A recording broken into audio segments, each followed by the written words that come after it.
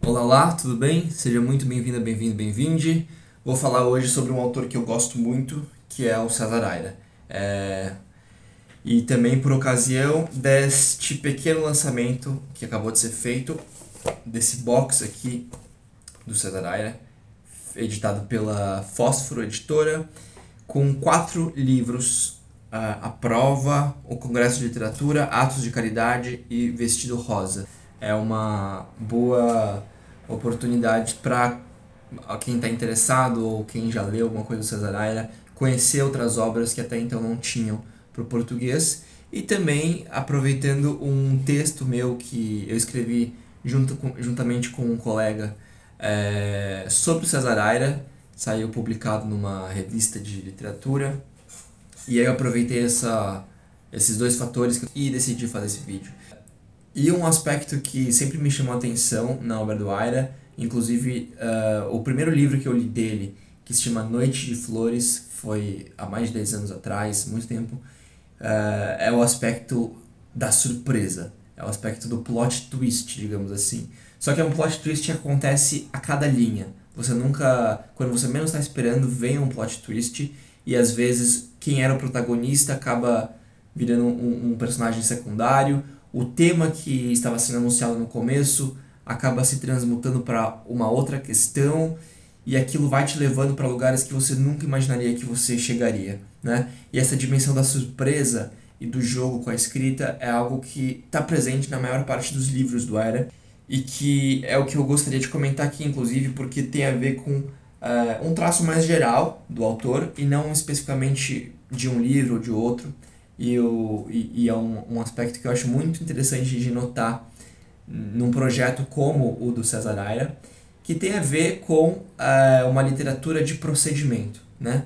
Tem a ver com um procedimentalismo, processualidade com a própria escrita. Para falar um pouco mais sobre isso, vou até citar aqui nesse artigo que saiu recentemente também, que eu escrevi com o meu colega.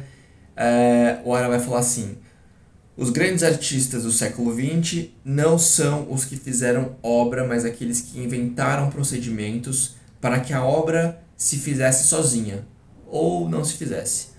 Para que precisamos de obras? Quem quer outro romance, outro quadro, outra sinfonia? Como se já não existissem o bastante, né? Então ele vai recapitular uma ideia que é, na visão dele, como ele lê o vanguardismo, de procedimento, né? Que é você criar uma regra de composição e somente seguir essa regra, né? Aí tem a ver também com uma dimensão da performance, do performático, que é você simplesmente executar um programa performativo, e essa própria processualidade ser a grande questão da obra, e não necessariamente falar sobre um tema socialmente relevante e ter uma marca que parta desse lugar de falar sobre algo, né? Ainda que essa invenção de procedimentos e essa escrita que se faz de uma forma prazerosa, de uma forma de jogos, de uma forma indeterminada, isso por si só já é a própria política da escrita. A gente pode parar a pensar assim. E se engana quem pensa que o César Aira seria um escritor umbigado, ou que fala sobre a escrita, esse tipo de literatura que às vezes a gente encontra, de obras que citam outras e que ficam nessa espécie de circularidade, né, com com o próprio universo mais centrado. Na verdade é o contrário disso.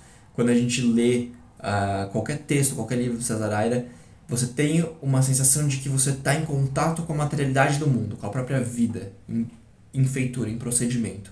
Você nunca espera que uma freira acabe tornando-se uma personagem super punk e que tem uma relação com a economia do país e uma grande conspiração de que outras pessoas e outros alienígenas estão invadindo aquela cidade, e você entra em uma dimensão da fantasia e da fabulação, que tem a ver com esse lugar da criatividade da escrita, né? Com essa pulsão desse momento em que você está escrevendo e vão vindo as ideias e você leva isso como o seu próprio material de escrita. E nesse sentido aqui é um autor que é completamente diferente, talvez até mesmo oposto aos principais manuais de escrita criativa, né? Que muitas das vezes dizem que você precisa planejar qual vai ser todo o andamento narrativo do romance ou de um roteiro de cinema, que tem que ter começo, meio e fim.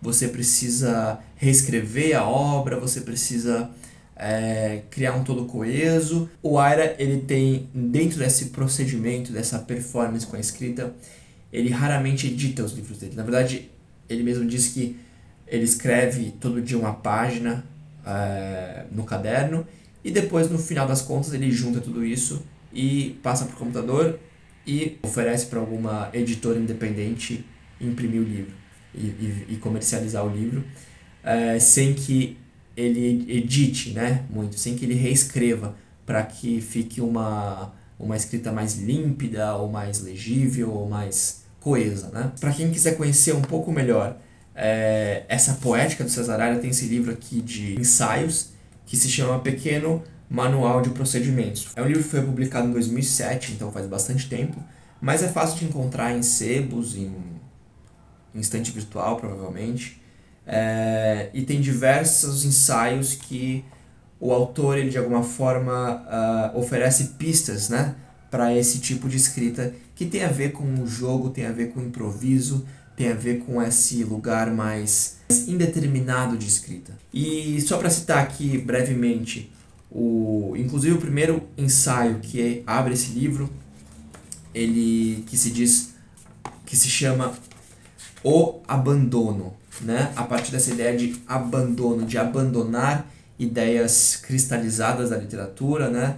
Ideias canônicas de que, por exemplo, um autor, ele tem essa aura, né, do gênio, e de que é uma pessoa que detém um conhecimento sobre um determinado tema, e, enfim, a partir dessa ideia de autoria, assim, né? Ele tem essa poética e política de abandonar um pouco essas noções cristalizadas em prol de um tipo de escrita que seja a do tempo em sua transparência inofensiva, que contém a promessa do instante e a alquimia que se realiza no caderno de um menino. Ou seja, valorizar esse tempo presente da escrita, nessa alquimia que acontece no momento em que você está ali, você e o caderno, entre o desenho e a escrita, e aí vão surgindo imagens, e essa espécie de rascunho acaba sendo o que o autor quer ressaltar como obra em si, né? Então essa obra em processo, obra em aberto, né? Tem outra editora aqui, a Cultura e Barbárie, que publicou acho que 3 livros do César Aira, uma editora incrível também. Quem não conhece, vai lá no site, dá uma fuçada em diversos outros autores que são poucos lidos, né, no Brasil, pelo menos no mainstream, assim, das grandes editoras. É uma editora que faz uns livros artesanais maravilhosos.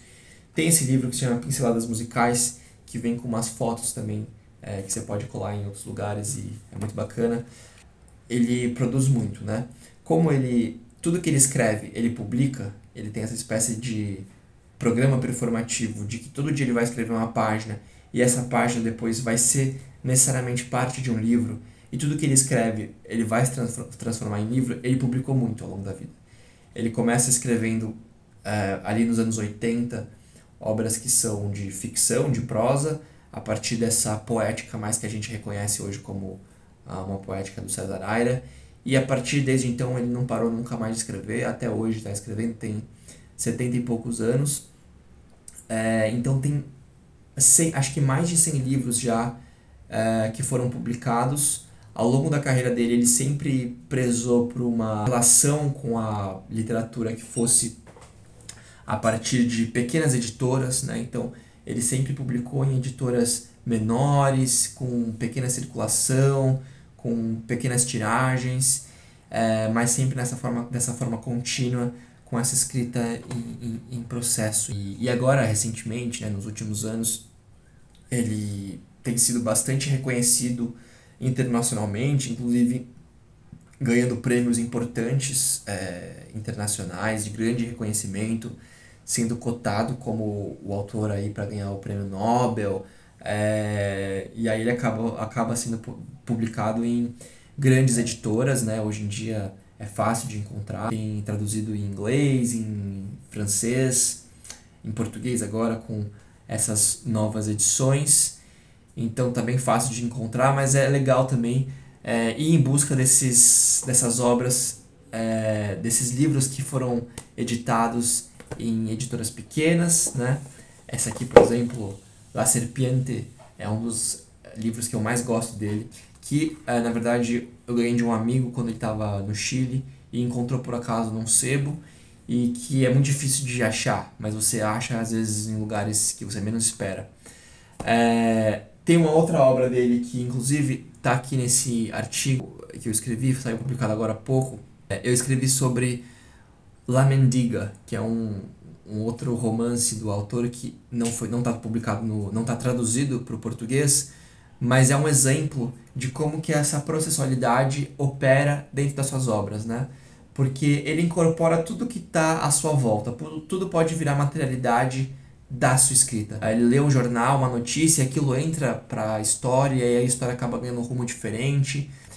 Nessa obra, La Mendiga, você vê que ela tem um andamento muito próximo de uma novela, de uma telenovela, né? Novela de televisão, porque provavelmente ele estava assistindo uma novela que de fato existiu, que tinha uma temática sobre clones, sobre clonagem, sobre genética, uma coisa super meio sci-fi ali dos anos 90, e essa história da novela que ele estava assistindo, né, na medida que ele ia escrevendo, acaba entrando para a própria obra e virando parte da narrativa. Então ele vai incorporando diversos elementos que estão ao seu redor, inclusive os próprios gêneros, né, de literatura e de discurso. Algumas obras como...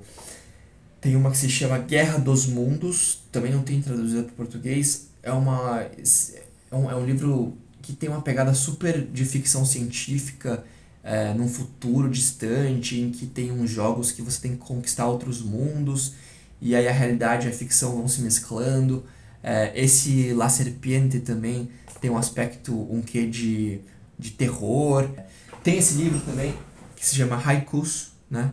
É um livrinho minúsculo, pequenininho, um xodozinho feito uma edição serigrafada. E é um livro que fala sobre economia, fala sobre a crise econômica e de alguma forma sobre desigualdade social. E ele tem um andamento de um monólogo, como se fosse uma peça de teatro. Mas a questão central, assim, do ponto de vista político, tem a ver com esse lugar do prazer da literatura, com esse lugar do não saber para onde vai, e isso ser essa permissão para essa fruição ser a própria dimensão política, né? Porque muitas vezes a gente acaba caindo em livros que querem dizer e querem falar sobre um tema muito importante de ser dito, só que às vezes a gente pode ler esse tema num livro que não necessariamente seja de literatura, pode ser um livro de ciência social, pode ser um livro de filosofia, pode ser um ensaio político justamente, e que às vezes acaba redundando, né? César Aira é um autor que trata de questões da vida presente, do momento presente,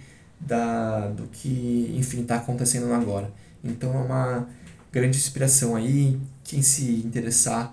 É legal ler esse artigo que eu escrevi, porque é uma introdução também ao universo César Aira, algumas questões um pouco melhor elaboradas do que aqui no vídeo, né, de improviso, e também os livros que acabaram de sair pela Fósforo, esses aqui, muito, muito bons, e recomendo demais. Valeu, gente, era isso, espero que vocês tenham gostado. Comentem aí qualquer dúvida, qualquer questão, ia ser ótimo ter esse feedback. Beijão.